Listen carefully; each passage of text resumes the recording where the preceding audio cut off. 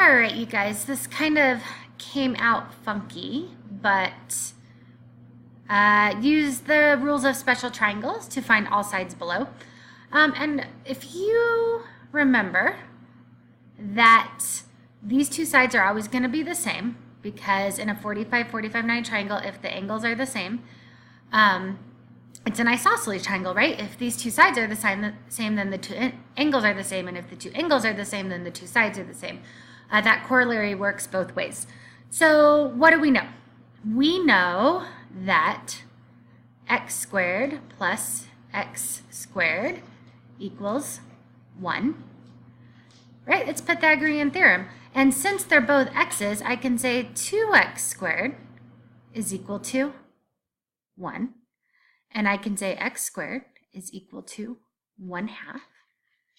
And then I can say, this is so cool, you guys, x is equal to, remember, I'm just going to do the positive numbers if I take the square root of both sides, the square root of 1/2. Now, technically, this is your answer, but what does that mean? We have to simplify it. They're never just going to say the square root of 1/2. X is equal to, we can say the square root of 1 over the square root of 2, which is just simply the square root of 1 is 1 over the square root of 2. But what's the next thing I'm going to say to you guys? We have to rationalize the denominator. So I have to multiply both the numerator and the denominator by the square root of 2. And that is why, ladies and gentlemen, x is equal to the square root of 2 over 2. So that's both sides in this particular case of the unit circle. And that's why at 45 degrees, the sine and the cosine, my x value and my y value, are both square root of 2 over 2, comma, whoops, square root of 2 over 2. Okay? All right, and then, so let's do the same thing here. In this case, though, the rules are, I don't know why that didn't come out, the smaller side, which is across from the smallest angle, that's just going to be x. Our hypotenuse is always 2 times that value. Okay, our hypotenuse is always 2 times larger than the shortest side. And then the medium side, the 60-degree angle, is always that x times root 3. I should definitely have some posters up. I think we had some last year. See if I can find them, or we could do it before the quiz. So in that case, 1, should we do this the same way, or should we just look at it this way? Because we could do it, I could prove it to you that it works, Pythagorean theorem. This would be x squared plus the x times root 3 squared, right, equals 1 squared, because our hypotenuse is 1, which is just 1. And then what happens? X squared plus, and this, the square x root 3 squared is really x root 3 times x root 3, right? Which is really x squared times 3, right? So then I have 3x squareds here. This is still equal to 1. I have 3x squareds here. I have 1 here. So it's really 4x squared equals 1.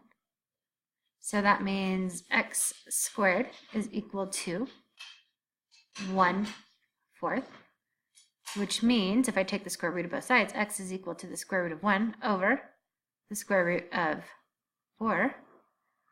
Well, the square root of 1 is just 1, and the square root of 4 is just 2. So that means that x is equal to 1/2. But we knew that because we remembered the rule. If this is 2 times this side, and this side is half, then that's got to be 2 times half. 2 halves is 1 whole, right? And that would make x root 3 1/2 times, what's it, 2, times root 3 over 1, which is root 3 over 2. So this side's 1, this side's 1/2. Let me highlight these. Our hypotenuse is 1, like a unit circle. Our shortest side is half, and our medium side is square root 3 over 2. And that, ladies and gentlemen, is why at 30 degrees on our unit circle, our cosine is from here to here, so square root 3 over 2, and our sine is 1/2. Okay, those are going to be multiple choice questions on the test also. All right, so if you were in Ms. Stewart's class, you guys didn't do reference angles, you did coterminal angles. So Ms. Stewart and I didn't quite have our ducks in a row. We taught a little bit different. They are not the same thing, but pay attention, you'll figure out what a reference angle is. If you have your unit circle, just pretend this is a perfect circle. The reference angle in every quadrant is that radius's distance to the x-axis. Okay, so the x-axis is this axis, obs. But what does that mean? What does that mean? That means if I have a 45-degree angle here, right? And I have kind of that same line but negative, this line here. This is not 45 over here, right? This is from here to here, 345. So how many is that? 45, 45, and 45 is 90 plus 45, which is 9, 10, 11, 12, 13, 135. So this is 135 degrees, right? This angle is 45 degrees. That's an acute angle. This angle is 135 degrees. That's an obtuse angle. But you guys, because we're talking about our sine and cosine, which is the coordinate points on the circle, okay, they're going to be the exact same points, except on this side, my x's are going to be negative, comma, square root 2 over 2. Okay, because the reference angle, or the angle here to the x-axis, is 45 degrees. Okay, so if I asked you for the reference angle of 45 degrees, except this is all in radians, so 45 degrees is pi over 4, right? If I asked you for the reference angle of, so 1, 2, 3, and this one is 3 pi over 4. If I asked you for the reference angle of 3 pi over 4, you would say 45 degrees. And as a matter of fact, anything over 4 is going to be 45 degrees because they're all parts of 4, right? So this one, our answer is 45 degrees. But why? Let me erase some of this stuff. I drew a lot in here.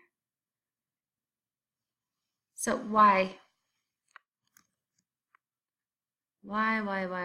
Because 7 pi over 4 means that you have to count your fourth of pies, okay? A whole pie, a whole circle is 2 pies, which is 8 pieces, right? If these are all 45 degrees, this is pi over 4, 1 pi over 4. From here to here, this is 2 pies, 2 pie pieces, right? 1/4 of a pie, 2/4 of a pie, or a half.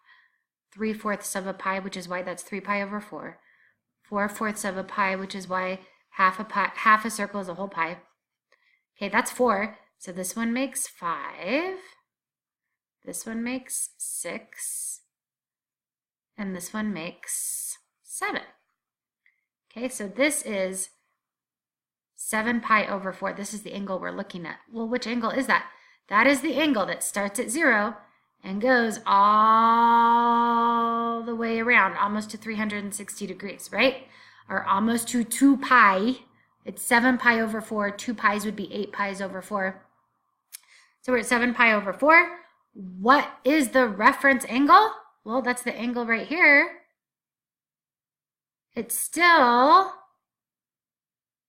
45 degrees. Now, I'm showing you, we're talking about this 45 degrees here. Technically, if we're going clockwise, this would be negative 45 degrees. because this is not the actual reference angle we are referencing. The original 45 degrees is the reference angle we're referencing there. Find the reference angle in radians for 5 pi over 6. So 5 pi over 6 is, well, 30 degrees is pi over 6. So the reference angle must be 30 degrees. So there's 1, 6, 2, 6, 3, 6, 4, 6, 5, 6, 5, 6. Oh, so there's the angle for 5, 6 is this big obtuse angle here. The reference angle here is 30 degrees that we're talking about. It's just the distance of this angle right here. Okay, so the reference angle 30 degrees is the same as pi over 6. This asks for it in radians, or 30 degrees, just so you can tell. And up here, it's 45 degrees, or pi over 4. It does ask for it in radians. That's it. It's just going to be a short quiz tomorrow. So come with any questions that we'll talk about before the test, and I hope you're having a good time studying.